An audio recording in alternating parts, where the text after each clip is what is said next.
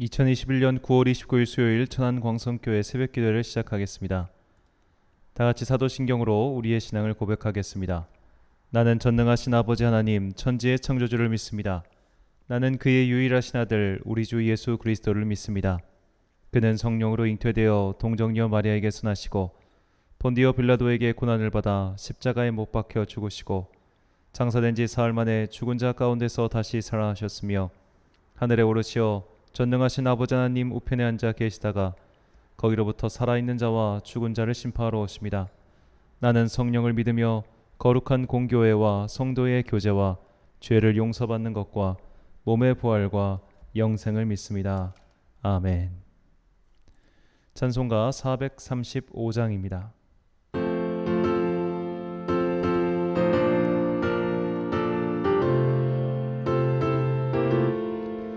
나의 영원하신 기업 생명보다 귀하다. 나의 갈 길 다가도록 나와도 행하소서.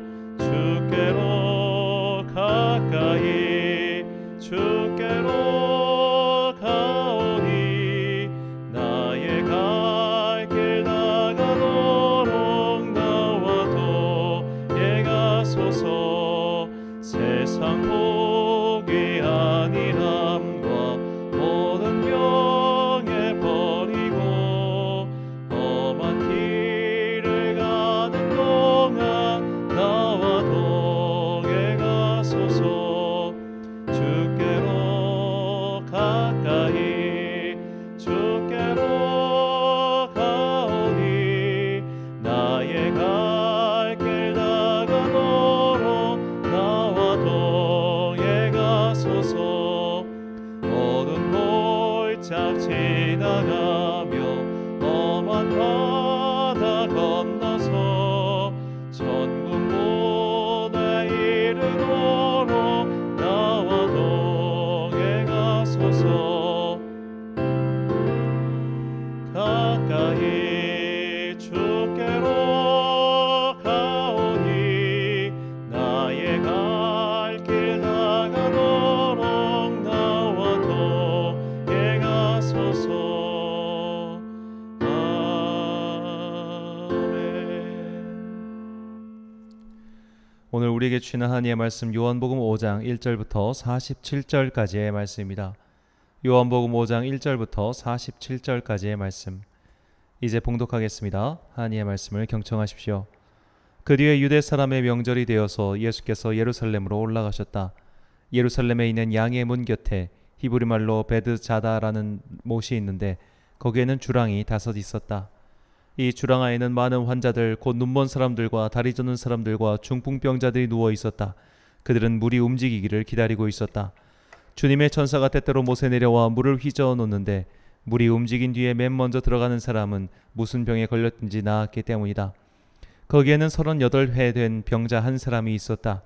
예수께서 그 누워있는 그 사람을 보시고 또 이미 오랜 세월을 그렇게 보내고 있는 것을 아시고는 물으셨다. 낫고 싶으냐? 그 병자가 대답하였다. 주님, 물이 움직일 때에 나를 들어서 못에다가 넣어준 사람이 없습니다. 내가 가는 동안에 남들이 나보다 먼저 못에 들어갑니다. 예수께서 그에게 말씀하셨다. 일어나서 내 자리를 걷어가지고 걸어가거라. 그 사람은 곧 나와서 자리를 걷어가지고 걸어갔다. 그날은 안식일이었다. 그래서 유대 사람들은 병에 나은 사람에게 말하였다. 오늘은 안식일이니 자리를 들고 가는 것이 옳지 않소. 그 사람이 대답하였다. 나를 낫게 해주신 분들이 나더러 내 자리를 걷어가지고 걸어가라 하셨소. 유대 사람들이 물었다. 그대에게 자리를 걷어가지고 걸어가라고 말한 사람이 누구요? 그런데 병 나은 사람은 자기를 고쳐주신 분이 누구인지를 알지 못하였다. 거기에는 사람들이 많이 붐비었고 예수께서는 그곳을 빠져나가셨기 때문이다. 그 뒤에 예수께서 성전에서 그 사람을 만나서 말씀하셨다. 보아라, 내가 말끔히 나았다. 다시는 죄를 짓지 말아라. 그리하여 더 나쁜 일이 너에게 생기지 않도록 하여라. 그 사람은 가서 자기를 낫게 하여 주신 분이 예수라고 유대 사람들에게 말하였다. 그 일로 유대 사람들은 예수께서 안식일에 그러한 일을 하신다고 해서 그를 박해하였다. 그러나 예수께서는 그들에게 말씀하셨다. 내 아버지께서 이제까지 일하고 계시니 나도 일한다. 유대 사람들은 이 말씀 때문에 더욱더 예수를 죽이려고 하였다. 그것은 예수께서 안식일을 범하셨을 뿐만 아니라 하나님을 자기 아버지라고 불러서 자기를 하나님과 동등한 위치에 놓으셨기 때문이다. 예수께서 그들에게 말씀하셨다. 내가 진정으로 진정으로 너희에게 말한다. 아들은 아버지께서 하시는 것을 보는 대로 따라할 뿐이요 아무것도 마음대로 할 수 없다. 아버지께서 하시는 일은 무엇이든지 아들도 그대로 한다. 아버지께서는 아들을 사랑하셔서 하시는 일을 모두 아들에게 보여주시기 때문이다. 또한 이보다 더 큰 일들을 아들에게 보여주셔서 너희를 놀라게 하실 것이다. 아버지께서 죽은 사람들을 일으켜 살리시니 아들도 자기가 원하는 사람들을 살린다. 아버지께서는 아무도 심판하지 않으시고 심판하는 일을 모두 아들에게 맡기셨다. 그것은 모든 사람이 아버지를 공경하듯이 아들도 공경하게 하려는 것이다. 아들을 공경하지 않는 사람은 아들을 보내신 아버지도 공경하지 않는다. 내가 진정으로 진정으로 너희에게 말한다. 내 말을 듣고 또 나를 보내신 분을 믿는 사람은 영원한 생명을 가지고 있고 심판을 받지 않는다. 그는 죽음에서 생명으로 옮겨갔다. 내가 진정으로 진정으로 너희에게 말한다. 죽은 사람들이 하나님의 아들의 음성을 들을 때가 오는데 지금이 바로 그때이다. 그리고 그 음성을 듣는 사람들은 살 것이다. 그것은 아버지께서 자기 속에 생명을 가지고 계신 것 같이 아들에게도 생명을 주셔서 그 속에 생명을 가지게 하여 주셨기 때문이다. 또 아버지께서는 아들에게 심판하는 권한을 주셨다. 그것은 아들이 인자이기 때문이다. 이 말에 놀라지 말아라. 무덤 속에 있는 사람들이 다 그의 음성을 들을 때가 온다. 선한 일을 한 사람들은 부활하여 생명을 얻고 악한 일을 한 사람들은 부활하여 심판을 받는다. 나는 아무것도 내 마음대로 할 수 없다. 나는 아버지께서 하라고 하시는 대로 심판한다. 내 심판은 올바르다. 그것은 내가 내 뜻대로 하려 하지 않고 나를 보내신 분의 뜻대로 하려 하기 때문이다. 내가 나 자신을 위하여 증언한다면 내 증언은 참되지 못하다. 나를 위하여 증언하여 주시는 분은 따로 있다. 나를 위하여 증언하시는 그 증언이 참되다는 것을 나는 안다. 너희가 요한에게 사람을 보냈을 때에 그는 이 진리를 증언하였다. 내가 이 말을 하는 것은 내가 사람의 증언이 필요해서가 아니다. 그것은 다만 너희로 하여금 구원을 얻게 하려는 것이다. 요한은 타오르면서 빛을 내는 등불이었다. 너희는 잠시 동안 그의 빛 속에서 즐거워하려 하였다. 그러나 나에게는 요한의 증언보다 더 큰 증언이 있다. 아버지께서 나에게 완성하라고 주신 일들, 곧 내가 지금 하고 있는 바로 그 일들이 아버지께서 나를 보내셨다는 것을 증언하여 준다. 또 나를 보내신 아버지께서 친히 나를 위하여 증언하여 주셨다. 너희는 그 음성을 들은 일도 없고 그 모습을 본 일도 없다. 또 그 말씀이 너희 속에 머물러 있지도 않다. 그것은 너희가 그분이 보내신 이를 믿지 않기 때문이다. 너희가 성경을 연구하는 것은 영원한 생명이 그 안에 있다고 생각하기 때문이다. 성경은 나에 대하여 증언하고 있다. 그런데 너희는 생명을 얻으러 나에게 오려고 하지 않는다. 나는 사람에게서 영광을 받지 않는다. 너희에게 하나님을 사랑하는 마음이 없는 것을 나는 알고 있다. 내가 내 아버지의 이름으로 왔는데 너희는 나를 영접하지 않는다. 그러나 다른 이가 자기 이름으로 오면 너희는 그를 영접할 것이다. 너희는 서로 영광을 주고받으면서 오직 한 분이신 하나님께서 주시는 영광은 구하지 않으니 어떻게 믿을 수 있겠느냐? 내가 너희를 아버지께 고발하리라고는 생각하지 말아라. 너희를 고발하는 이는 너희가 희망을 걸어놓은 모세이다. 너희가 모세를 믿었더라면 나를 믿었을 것이다. 모세가 나를 두고 썼기 때문이다. 그러나 너희가 모세의 글을 믿지 않으니 어떻게 내 말을 믿겠느냐? 아멘. 나는 죽고 예수로 살기란 제목으로 하나님의 말씀 선포하겠습니다. 유대인의 역사에서 가장 중요한 인물을 한 명 뽑으라고 한다면 단연코 모세를 뽑을 것입니다. 왜냐하면 히브리 민족에게 그들만의 정체성을 만들어준 이가 모세이기 때문이죠. 한반도에 고립되어 살고 있는 우리로서는 이 민족만의 정체성을 확립하는 게 왜 중요한가, 이것을 이해하기가 조금 어렵기도 합니다. 우리가 사용하는 한국어는 고립어이기 때문에 다른 언어와 유사한 것이 없습니다. 그리고 우리는 외견상 중국, 일본과 비슷하지만 서로 말이 완전히 달라서 섞이지가 않습니다. 하지만 히브리 민족은 다릅니다. 일단 히브리 민족은 피부색으로 규정될 수 없었습니다. 또한 그들의 언어 또한 고립어가 아니었기 때문에 이 팔레스타인 주변에 특히 아람어와 히브리어는 굉장히 유사한 말입니다. 이 둘은 서로를 배우지 않아도 읽을 수 있고 쓸 수 있고 말할 수 있다고 할 정도이니까요. 이렇게 쉽게 섞일 수밖에 없는 환경에서 정체성이라는 것은 굉장히 중요합니다. 이 정체성이 없으면 금세 남과 섞여서 사라질 수 있기 때문이죠. 유대인들이 나라가 없어진 상태에서 2000년 가까이 민족의 정체성을 잃지 않고 생존할 수 있었던 가장 큰 이유는 역시 구약 성경 때문이고 구약 성경 중에서도 그들이 가장 중요하게 생각하는 모세 오경 덕분입니다. 유대인들은 모세가 썼다고 믿는 5권의 책, 창세기, 출애굽기, 레위기, 민수기, 신명기를 모세 오경이라 불렀고, 이를 특별히 성경 분류해서 율법서로 분류하였습니다. 그리고 그 율법서를 히브리어로 토라라고 부릅니다. 성경에서 이 토라의 해석과 적용을 두고 갈라진 그룹이 바리새인과 사두개인입니다. 바리새인은 토라의 말씀뿐만 아니라 토라에 대해 그들의 선비 랍비들이 한 해석까지도 지켜야 한다는 다소 진보적인 입장이었고, 사두개인들은 오직 토라만 지켜야 한다는 보수적인 입장이었던 것이죠. 하지만 진보적이든 보수적이든 토라의 말씀을 가장 중요하게 생각했다는 점에서는 사실 둘 다 다를 것이 없습니다. 이 토라에 대한 해석이 폭발적으로 증가하기 시작한 것은 바벨론 포로가 끝난 이후입니다. 유대교 전승에 따르면 오늘날 구약 성경의 형태를 갖춘 인물은 학사 에스라지요. 에스라는 거의 구전으로 전승되어 내려오던 토라의 말씀을 글로 남겼고, 이 남긴 글로 인해 이 토라의 말씀이 더 많은 사람들에게 퍼지게 되었습니다. 민족이 어려운 시기를 만났을 때는 정체성에 매달리죠. 우리나라도 상고사, 즉 고조선 시대를 본격적으로 연구하는 것은 일제 강점기 때입니다. 나라가 완전히 망하니까 자꾸만 우리 민족의 정체성, 과거의 역사를 탐구하기 시작한 것이죠. 이것은 이스라엘 민족도 마찬가지였습니다. 완전히 망해서 그들의 정체성을 유지하기 위해서 그들은 모세 오경, 즉 토라의 말씀에 매달렸습니다. 그때 그들은 모세가 남긴 말 중에 자신들을 앞으로 이끌어줄 선지자에 대한 예언을 발견합니다. 신명기 18장 15절 말씀입니다. 내 하나님 여호와께서 너희 가운데 내 형제 중에서 너를 위하여 나와 같은 선지자 하나를 일으키시리니 너희는 그의 말을 들을지니라. 아멘. 유대인들은 이 말을 굉장히 크게 받아들였습니다. 왜냐하면 모세는 너무나 특별한 사람이었기 때문이죠. 그는 성경에 나온 인물 중 유일하게 하나님의 모습을 살아서 본 사람입니다. 그는 하나님과 막연하게 영으로 대화하는 것이 아니라 얼굴과 얼굴을 마주하듯 대화한 사람이죠. 유일하고도 특별한 예언자, 선지자가 바로 모세였습니다. 그런데 그와 같은 이가 한 명 더 나올 것이라고 모세가 예언합니다. 그래서 유대인들은 모세와 같은 선지자가 바로 하나님께서 우리를 구원하시기 위하여 보내주신 메시아라고 생각했습니다. 유대인들이 생각한 모세와 같은 선지자, 그가 나타나서 민족을 이끌어줄 것이다라는 그들의 메시아관은 요한복음을 이해하는 데 굉장히 중요한 개념이기도 합니다. 세례 요한이 나타나자 사람들은 당신이 바로 그 선지자냐라고 묻습니다.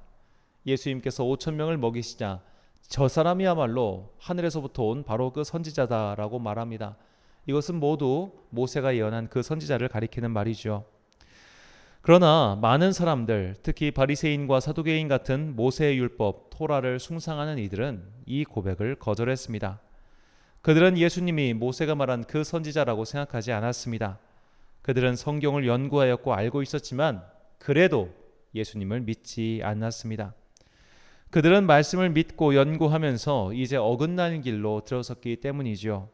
그들에게는 자신들만의 메시아관이 생겨버렸습니다. 성경이 말하는 메시아가 아니라 성경이 말하는 메시아를 근거로 해서 자신들이 그리는 메시아를 새롭게 조각한 것이죠. 이것은 마치 똑같이 조선 왕조 실록을 읽어도 그 왕에 대한 이미지가 달라지는 것과 비슷합니다. 예를 들어 논란이 많은 인물들 가운데 태종 이방원 같은 경우 어떤 관점에서 보면 그는 조선 왕조를 굉장히 반석 위에 올린 훌륭한 임금일 수 있지만, 또 어떤 관점에서 보면 처가 식구들을 모두 도륙한 살인마처럼 보이기도 합니다. 자, 아마 조선의 임금 중에 가장 평가가 안 좋은 임금이 아마 선조 임금일 겁니다. 그는 임진왜란 당시에 보여준 그 질투하는 모습, 그런 부족한 모습을 많이 보였지만 실제로 또 선조는 당대의 명필이었다고 합니다.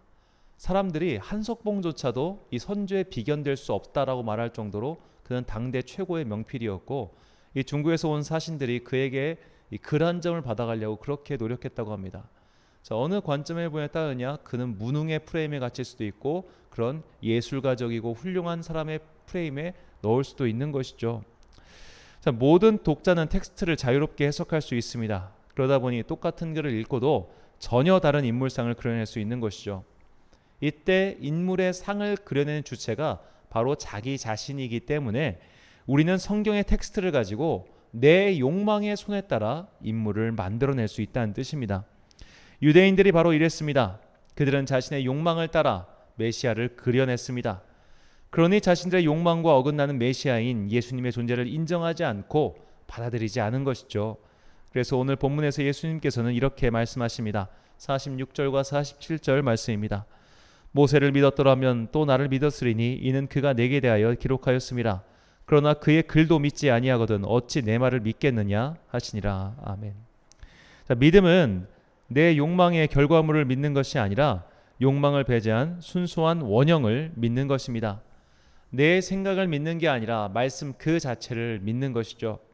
말씀과 내 생각이 충돌할 때 내 생각을 버리고 말씀 그 자체의 원형을 믿는 것이 진정한 믿음입니다. 그러나 유대인들은 자신의 생각을 포기하지 않았고 그들은 자신의 욕망을 못 박아야 할 장소에 예수님을 못 박았습니다. 우리는 모세의 율법, 이 토라의 말씀을 자기 식대로 바꿔서 해석해버리고 그것을 신주단지 마냥 모시며 그것이 전부인 양 섬겼던 유대인들의 모습을 통해 우리의 모습을 돌아봐야 합니다. 자, 한국교회도 어느덧 100년이 넘은 역사를 가지게 되었죠. 이제는 믿음의 3세대, 4세대 가정을 보는 것이 그렇게 어렵지 않게 되었습니다. 이게 신앙의 연수가 길어지고 교회의 역사가 길어지면서 우리에게도 관습과 전통이라는 것이 생겨나기 시작했습니다. 과거에 이렇게 해왔어. 우리 교회는 이런 식으로 해왔어. 나는 지금까지 이렇게 신앙생활을 해왔어.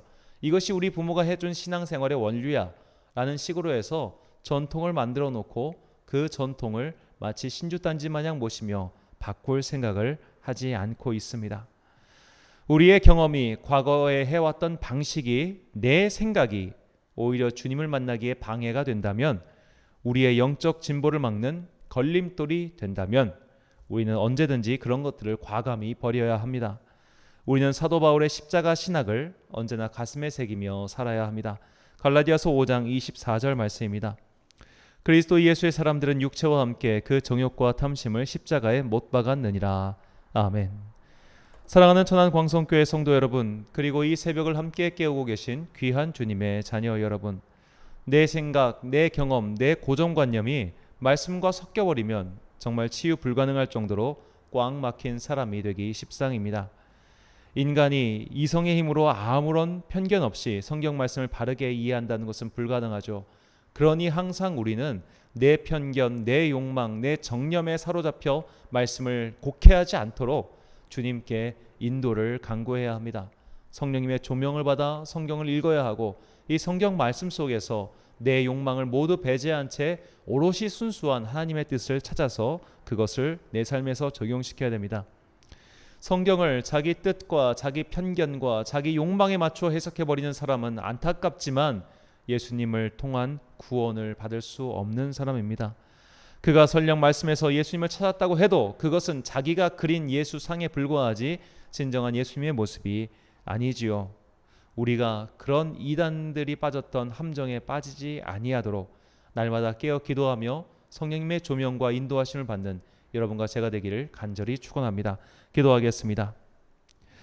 사랑과 은혜가 충만하신 아버지 하나님, 경험의 함정과 편견에 빠져버린 유대 사람들은 모세가 예언한 메시아가 나타났어도 그것을 받아들이지 않았습니다. 그들은 하나님의 말씀을 자기 생각대로 해석하여 하나님과 멀어지고 말았습니다. 우리도 언제나 그런 어리석음에 빠질 수 있사오니 날마다 자신부터 돌아보아 육체의 정욕과 탐심을 십자가에 못 박는 성도가 되게 하옵소서. 그리하여 나는 죽고 예수가 사는 그런 믿음의 사람들이 되게 하옵소서. 한 주의 중간인 수요일입니다. 오늘도 각자의 자리에서 예배드리는 귀한 성도들을 기억하시고 그들에게 예배의 은총과 말씀을 깨닫는 즐거움을 주옵소서. 말씀의 바른 인도와 조명을 받는 은혜를 내려주사 어두운 인생길을 슬기롭게 쳐나가는 순례자들이 되길 소망합니다. 인생길을 걸어갈 때 주님의 은혜가 아니면 결코 바른 길로 갈 수 없사오니 주님의 자녀들에게 각양각색의 은혜를 내려주사 피할 길이 필요한 자에게는 피할 길을, 살 길이 필요한 자에게는 살 길을 열어 주옵소서. 주님의 은혜로 살아가는 성도들이 되길 소망하오며 예수님의 이름으로 기원하옵나이다. 아멘. 주기도 문하심으로 새벽 기도회를 마치겠습니다. 하늘에 계신 우리 아버지, 아버지의 이름을 거룩하게 하시며 아버지의 나라가 오게 하시며 아버지의 뜻이 하늘에서와 같이 땅에서도 이루어지게 하소서. 오늘 우리에게 일용할 양식을 주시고 우리가 우리에게 잘못한 사람을 용서하여 준 것 같이 우리 죄를 용서하여 주시고 우리를 시험에 빠지지 않게 하시고 악에서 구하소서. 나라와 권능과 영광이 영원히 아버지의 것입니다. 아멘.